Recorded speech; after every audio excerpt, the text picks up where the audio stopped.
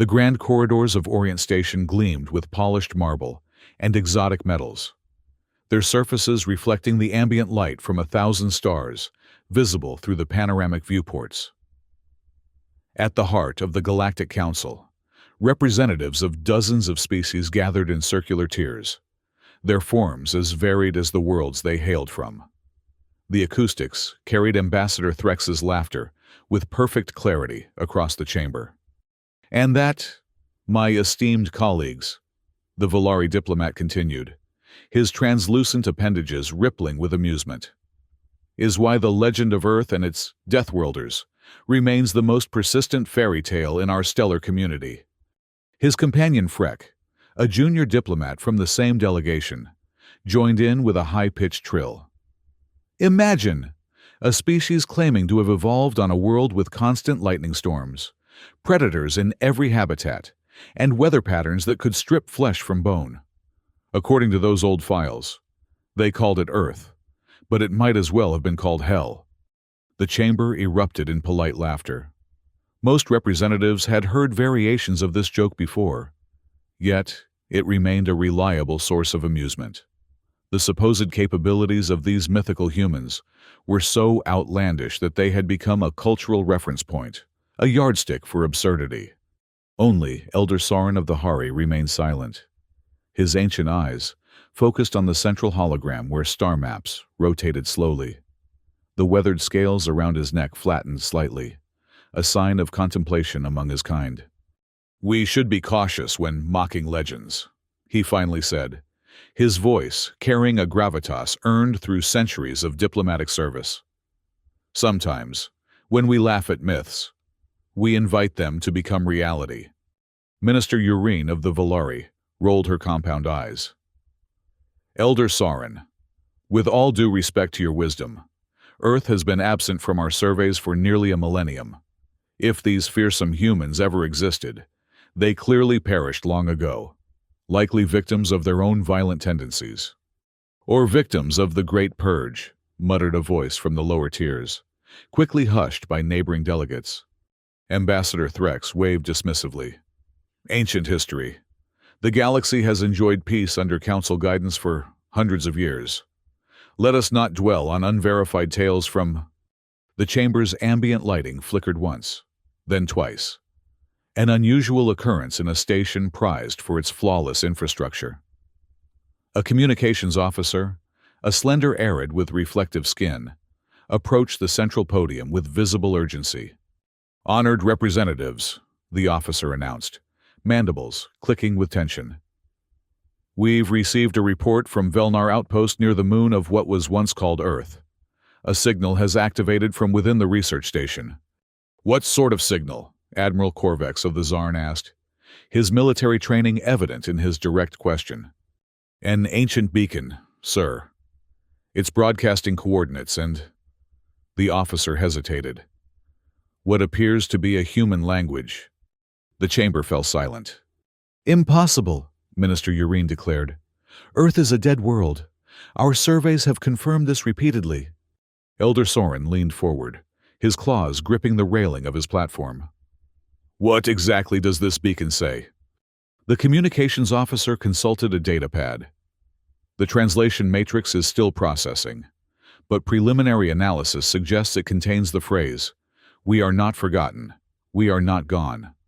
Admiral Corvex rose to his full height, towering over most delegates. "I recommend we dispatch a cloaked scout vessel immediately. Whatever the signal is, we must investigate with caution." "I concur," Elder Sauron said, "but I caution against premature military action. If this is merely an automated system finally breaking down after centuries, we needn't overreact." The council chair, a Melnosian with glistening blue skin, called for a vote.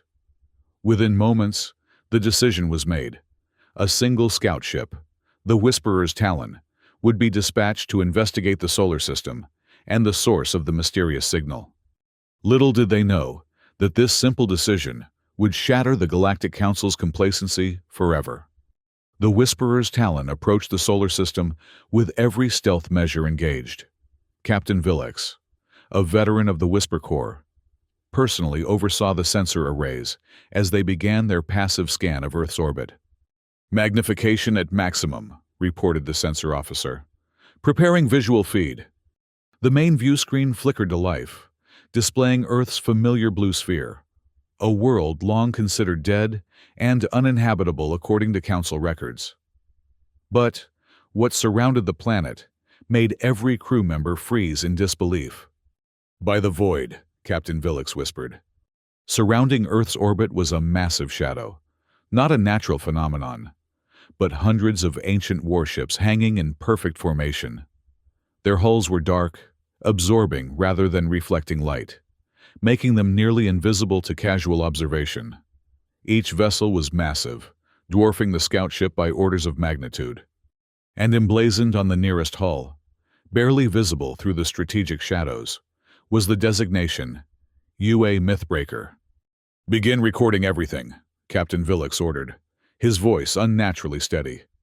"And prepare an emergency transmission to Orient Station." Deep within the UA Mythbreaker, Commander Diana Kale stood motionless before the neural interface chamber. After centuries in cryogenic suspension, her body felt simultaneously leaden and weightless. The neural link headset rested heavily in her hands, its blue light pulsing gently, like a heartbeat. "Life support reports all revival chambers functioning at optimal levels." "Commander," reported Lieutenant Lara Wilson, her eyes constantly moving between multiple holographic displays. "The first wave of soldiers is already at 90% cognitive function. The second wave begins revival in 20 minutes. Kale nodded, her short, military-cut hair still damp from the revival process. "And the fleet consciousness?" "Dormant, awaiting your activation." Kale turned the neural interface over in her hands. This was the moment they had prepared for centuries ago. The contingency plan activated only if humanity faced true extinction.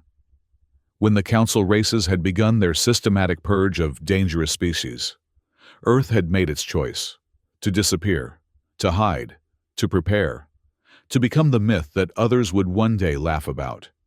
Until the day they would reveal themselves again. "Begin activation sequence," she ordered, placing the interface against her temples. The device hummed to life, its blue glow intensifying. "Initiating fleet consciousness in 3, 2, 1. The sensation was both familiar and alien. Thousands of minds suddenly connected through quantum entanglement.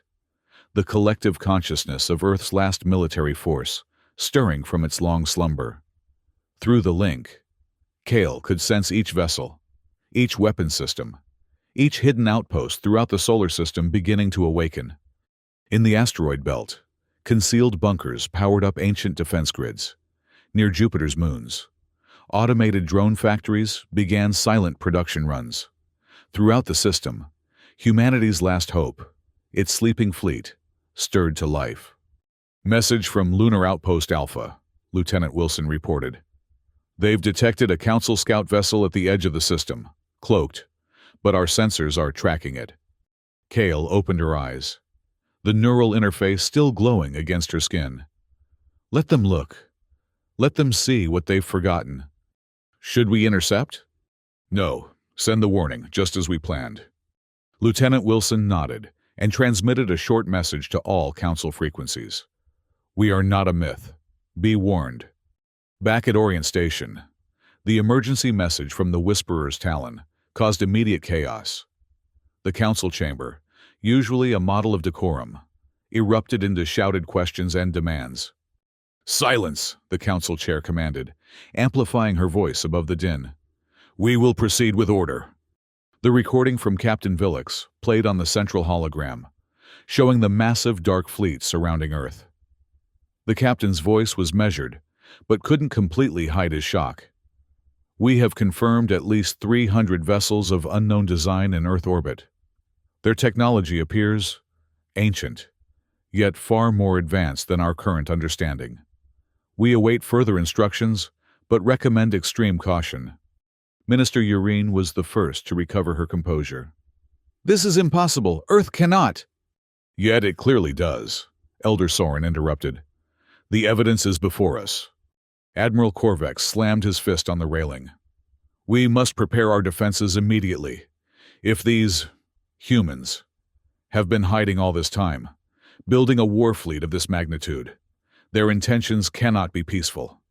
We don't know that, Elder Soren countered. One scout ship hardly constitutes a thorough investigation. High Admiral Vaughn of the Graz Empire rose from his seat, his massive form commanding attention. The Gra were known as the Council's premier military force, maintaining the largest fleet and the most advanced weapon systems. The Graz Empire does not wait for threats to materialize fully, Vaughn declared, his deep voice resonating through the chamber. I propose an immediate preemptive strike. My fleet of 10,000 vessels stands ready to neutralize this potential threat before it can mobilize against the Council. And risk starting a war we don't understand?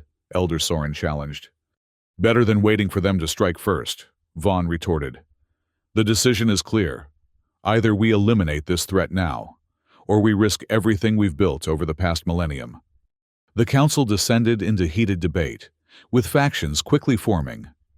Those advocating for military action found themselves allied with the Graz Empire, while a smaller coalition led by Elder Soren urged diplomatic contact. Finally, the Council chair called for a decisive vote. The result was clear. By a significant majority, the Council authorized High Admiral Vaughn to lead a military expedition to the solar system. Its primary objective: neutralize the human fleet and secure the system for Council investigation. As the chamber emptied, Elder Soren remained in his seat, his ancient eyes fixed on the frozen image of the UA Mythbreaker. We are making a terrible mistake, he whispered to no one in particular. Back aboard the Mythbreaker, Commander Kale observed the data feeds with clinical detachment.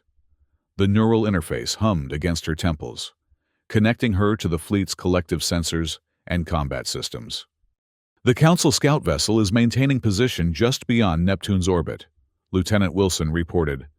Still observing, not engaging. And our other sensors? Detecting massive fleet movements from Gra-controlled space. Based on trajectory and acceleration, they're assembling a strike force. Estimated time to solar system arrival: 16 hours. Kale nodded, unsurprised. Just as intelligence predicted, the Gra always were the first to shoot. She closed her eyes, accessing the fleet consciousness. Time to implement silence protocol. Throughout the asteroid belt and the hidden facilities on Mars, Jupiter's moons, and other concealed locations, thousands of small, dark objects began to detach from their docking stations. Each was roughly the size of a human hand, with no visible propulsion system or weapons. They moved silently, their surfaces absorbing rather than reflecting light, the ultimate stealth technology developed during humanity's final days before disappearing. These were the silence drones, humanity's most elegant weapon, not designed to destroy, but to disable. Each carried an advanced electronic warfare package capable of infiltrating and shutting down any computer system without leaving a trace. Drones deployed, confirmed Lieutenant Wilson, holding at Phase 1 positions. Commander Kale opened her eyes. Now we wait for them to make the first move, and when they do... She didn't need to finish the sentence. The plan had been centuries in the making. The Graz battle fleet emerged from FTL travel at the edge of the solar system with overwhelming force. 10,000 warships, from massive dreadnoughts to agile destroyers, arranged in perfect attack formation. At their center was the flagship Dominant Will, carrying High Admiral Vaughn and his command staff. Scans complete, Admiral, reported the tactical officer. We've confirmed the presence of approximately 300 vessels in Earth orbit. Their technology appears dormant or in low-power mode. No defensive systems detected. Vaughn smiled coldly. As expected, these relics are no match for modern Gra weaponry. Begin advance to attack position. All vessels prepare for simultaneous strike on my command. The massive fleet moved forward, their formation shifting to maximize weapons coverage. As they passed Neptune's orbit, they detected the Council scout vessel, still in observation mode. "Order the Whisperer's Talon to fall back," Vaughn commanded. "They've done their part. This is now a military operation." The scout vessel acknowledged and began to retreat, but suddenly, its communications went silent. "Sir, we've lost contact with the scout ship," the communications officer reported. "Interference from the system star?" Vaughn suggested. "Negative, sir. All other communications are functioning normally." Vaughn frowned but wasn't deterred. "Continue advance. Prepare main weapon systems." As the Gra fleet crossed the asteroid belt, something unprecedented happened. Throughout the massive armada, ship after ship reported the same phenomenon: weapon systems shutting down without warning, navigation controls freezing, communications failing. Life support remained operational, but everything related to offensive capabilities simply stopped. On the dominant Wills Bridge, chaos erupted as consoles went dark one by one. "What is happening?" Vaughn demanded, watching helplessly as his flagship systems failed around him. The tactical officer's voice was tight with panic. "Sir, we're detecting thousands of small objects attached to our hulls. They appear to be some kind of electronic warfare devices." "Impossible! Our shields—" "We're bypassed, sir. These devices, they're like nothing we've ever encountered." Throughout the Gra fleet, the same scene repeated. 10,000 warships rendered combat ineffective in minutes, without a single shot fired. No casualties, no destruction, just the complete neutralization of the most powerful military force in the galaxy. And then the human fleet moved. From Earth orbit, the ancient warships powered up in perfect synchronization.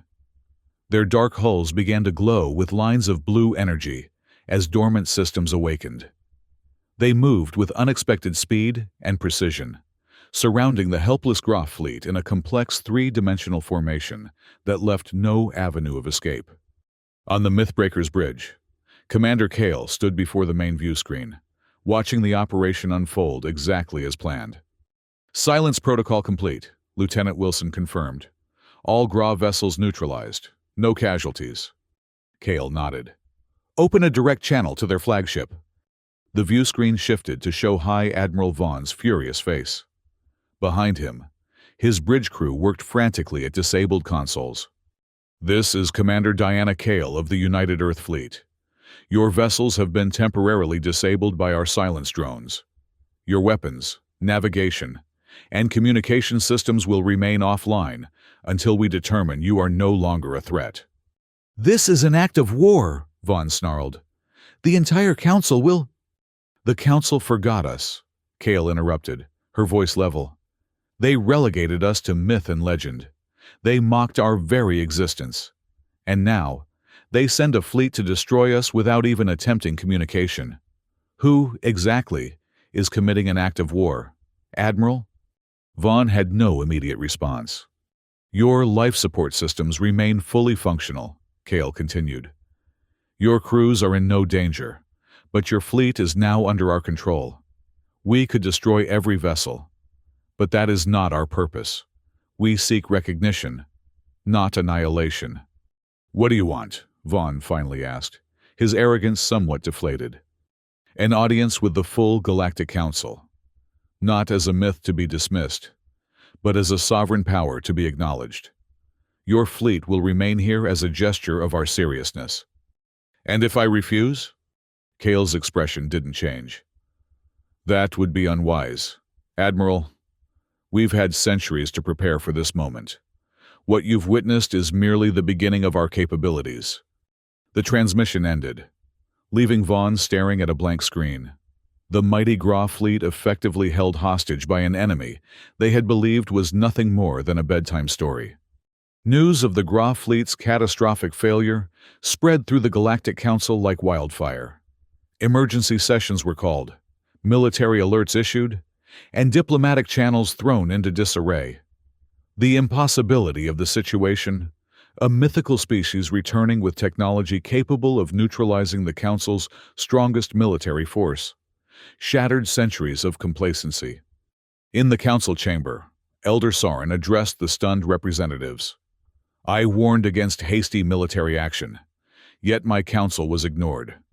Now we face a power we know nothing about, armed with technology we cannot counter, and we have already committed an act of aggression against them. Minister Urine, previously dismissive of the human threat, appeared significantly chastened. What do they want? Has there been any communication? A single message, the council chair confirmed, activating the central hologram. Commander Kale's face appeared, her expression resolute. To the Galactic Council, we are Earth. We are humanity. We have watched from the shadows as you relegated us to myth and mockery. We have waited as you built your peaceful society on the bones of those you deemed too dangerous to exist. We do not seek war, but we are not afraid of it. The Graf fleet will remain in our custody until a formal delegation from the Council arrives to negotiate our recognition as a sovereign power. You have 48 hours to comply. The message ended, leaving the chamber in silence. We have no choice, Admiral Korvex finally said. With the Graf fleet neutralized, we must pursue diplomatic channels. And if this is merely the opening move in a larger conquest, challenged a representative from the Melnosian Confederation. Elder Soren rose slowly to his feet. Then, sending more ships to be captured would hardly improve our position. I volunteer to lead the diplomatic delegation. I have studied the ancient records of humanity more thoroughly than most. Perhaps I can establish a meaningful dialogue. After intense debate, the council agreed. Elder Soren would lead a delegation to Earth aboard a diplomatic vessel. The mission: ascertain humanity's true intentions and, if possible, negotiate a peaceful resolution to the crisis. As the delegates prepared to depart, ancient communication channels across the galaxy began to activate. Species that had maintained a low profile in council affairs, the Varn, the Dawn, the Quarry, and the Ishtar, suddenly announced their support for Earth's recognition. These races, it emerged, had once been allies of humanity, bound by ancient pacts that had never been formally dissolved. The balance of power was shifting rapidly, and the Council found itself increasingly isolated as more voices joined the call for humanity's recognition. The diplomatic vessel approached Earth with appropriate caution. Through the viewports, Elder Soren observed the blue-green planet that had featured in so many legends. It appeared vibrant and alive, a stark contrast to the dead world described in council records. More imposing, however, was the fleet that surrounded it. The ancient human warships were arranged in a ceremonial formation, their dark hulls now illuminated with blue energy lines that pulsed like heartbeats. Behind them, visible but unthreatening, the disabled Graf fleet drifted in controlled orbits. We're receiving docking instructions, the pilot announced. They're directing us to a station in high Earth orbit. Elder Soren nodded. Proceed as instructed. The diplomatic vessel approached a massive space station that appeared to have been recently uncloaked. Its design was unlike anything in council records, a blend of ancient and advanced technologies that suggested continuous development over the centuries of humanity's supposed extinction. After docking procedures were completed, Elder Soren led his delegation through pressurized corridors. Human security personnel lined the route, men and women in dark uniforms with no visible weapons, their expressions neutral but watchful. They were escorted to a circular chamber with viewports overlooking Earth. Commander Kale awaited them, flanked by her senior officers. Elder Soren, she greeted him, surprising the delegate with her knowledge of his name. Welcome to Unity Station. Commander Kale, he responded with a formal bow. I appreciate your willingness to meet, rather than simply overwhelming us with your evident military superiority. A ghost of a smile crossed Kale's face. Contrary to the Council's beliefs, humanity has never sought domination through force alone. We value diplomacy when it is offered in good faith. Then let us proceed in good faith, Elder Soren said.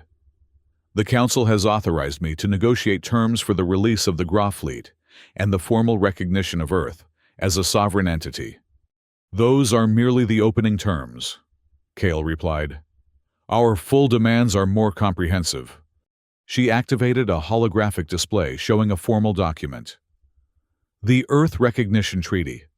Its key provisions include formal acknowledgement of Earth's sovereign status, reparations for the attempted military action against us, guaranteed non-interference in human affairs, and a complete historical accounting of the Great Purge that forced us into hiding.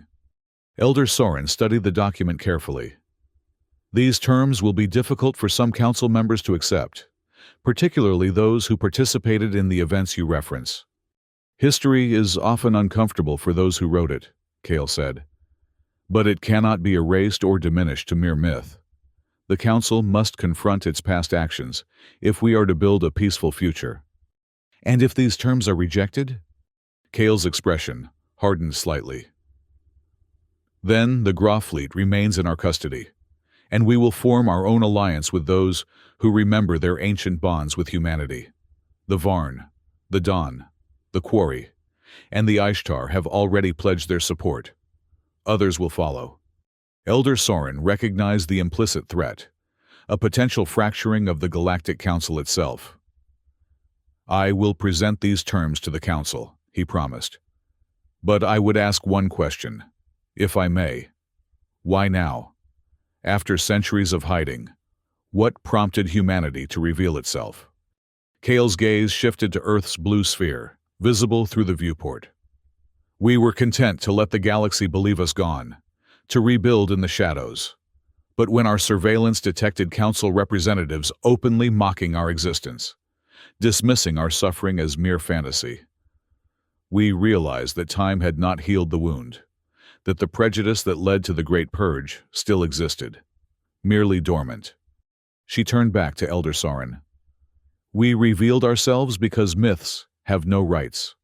Elder, legends cannot demand justice. Only by stepping back into the light could we ensure that what happened to us, and to others deemed too dangerous by the Council, never happens again. Elder Soren nodded slowly. I understand better than you might think, Commander. Not all Council members supported the purges of the past. Some of us have worked for centuries to reform the institution from within. Then perhaps we share more common ground than either of us realized, Kale replied. You have 48 hours to present our terms to the Council. Choose your words carefully. Elder, the future of galactic peace depends on them. The diplomatic vessel returned to Orient Station with its momentous cargo, the Earth Recognition Treaty, and first-hand accounts of humanity's resurrection. The Council chamber was filled beyond capacity as representatives gathered to hear Elder Soren's report. Esteemed colleagues, he began, his voice carrying across the hushed assembly. I have met with the leaders of Earth, and I can confirm that humanity is very much alive. Furthermore, their technological capabilities exceed our current understanding in many areas. The neutralization of the Graf fleet was not a fluke, but a demonstration of carefully developed systems designed specifically to counter our military advantage. High Admiral Vaughn, represented by hologram from his stranded flagship, snarled in frustration. They caught us by surprise. A second assault would fail just as spectacularly. Elder Soren interrupted. Their defensive systems have been in development for centuries, specifically calibrated to our technologies. More importantly, they do not stand alone. He activated a holographic display, showing ships of various designs converging on the solar system. The Varn, the Don, the Quarry, and the Ishtar, species that have maintained minimal Council involvement, have declared their support for Earth. Ancient alliances, it seems, run deeper than Council membership. The chamber erupted in concerned murmurs. What do these humans want? Minister Urine asked, no trace of her former dismissiveness remaining. Elder Soren displayed the Earth Recognition Treaty. Recognition, reparation, truth.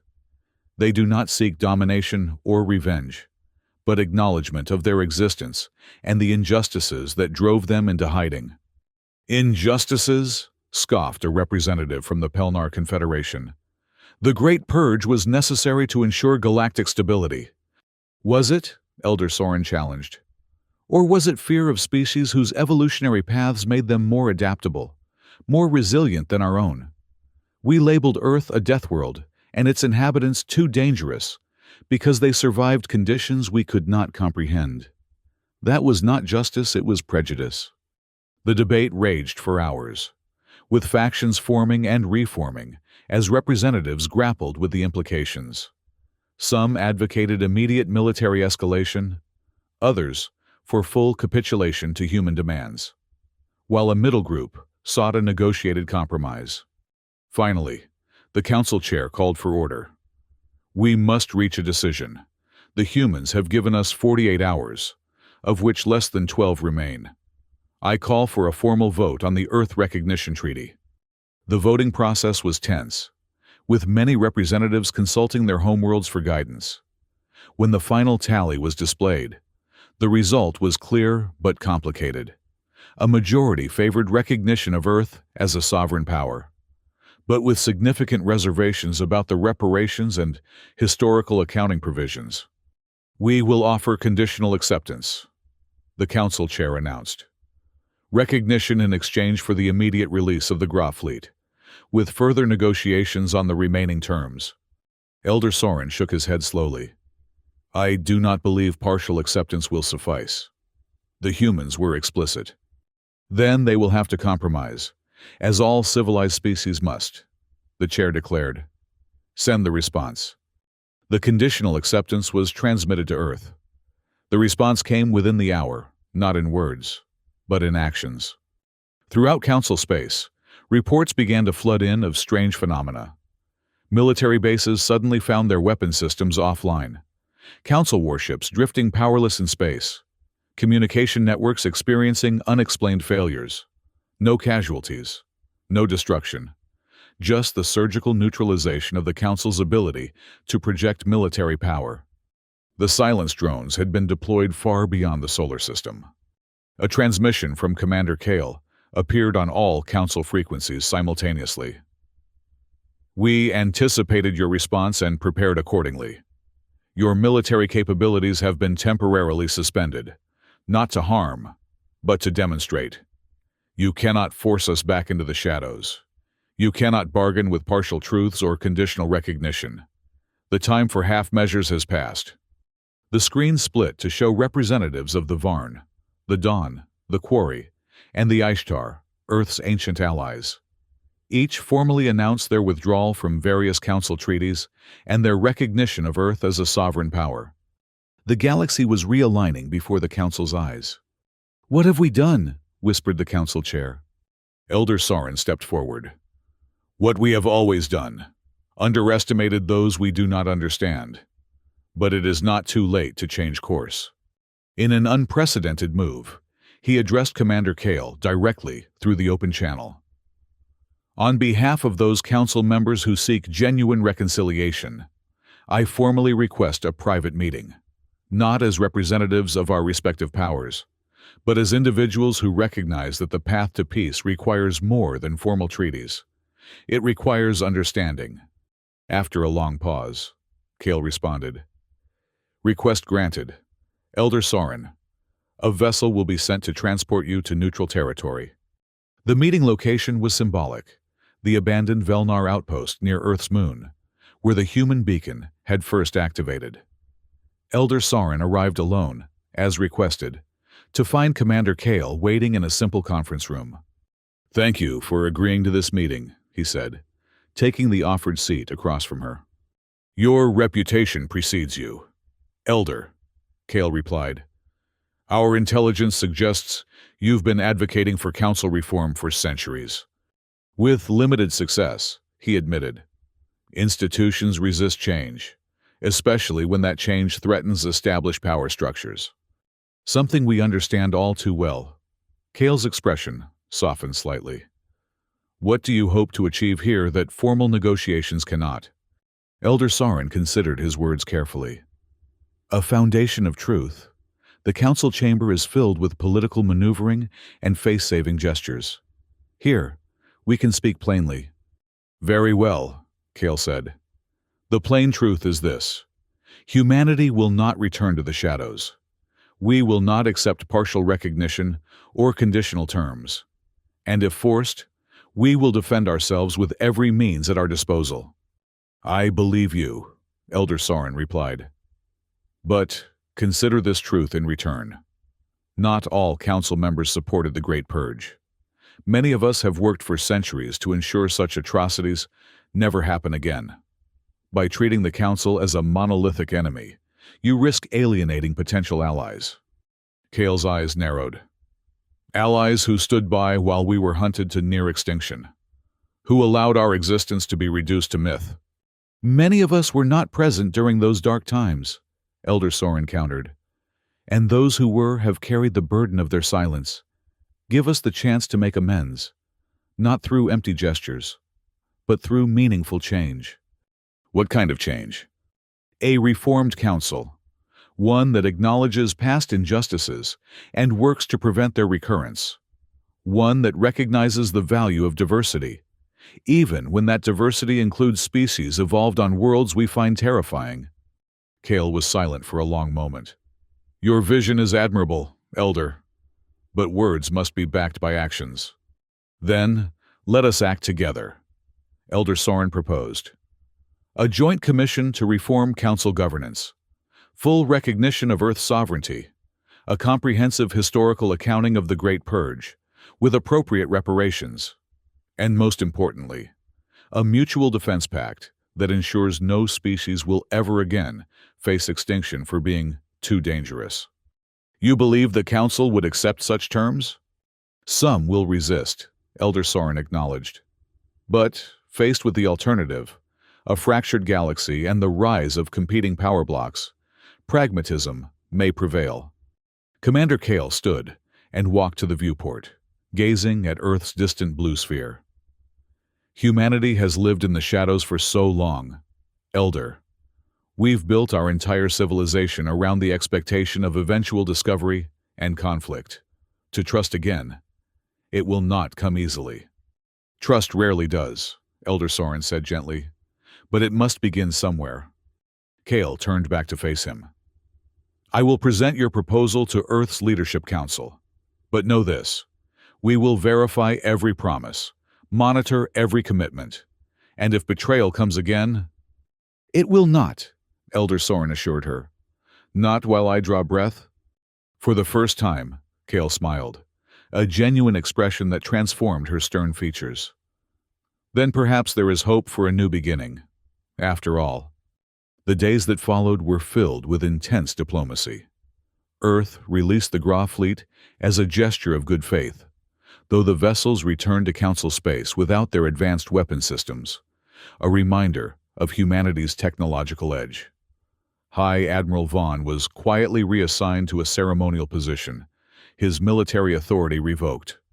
On Orient Station, Elder Soren led a coalition of reform-minded representatives in pushing through the Earth Recognition Treaty in its entirety. The vote was close, but ultimately successful, marking the official return of humanity to galactic affairs. A formal ceremony commemorated the historic moment. On Unity Station, representatives from the Council and Earth's ancient allies gathered to witness the signing. Commander Kale, now serving as Earth's diplomatic representative, placed her hand on the document alongside the Council chair. Today marks not an ending, but a beginning, Kale declared to the assembled dignitaries and the billions watching via transmission across the galaxy. Earth returns to the galactic community, not seeking domination or revenge, but partnership based on mutual respect and understanding.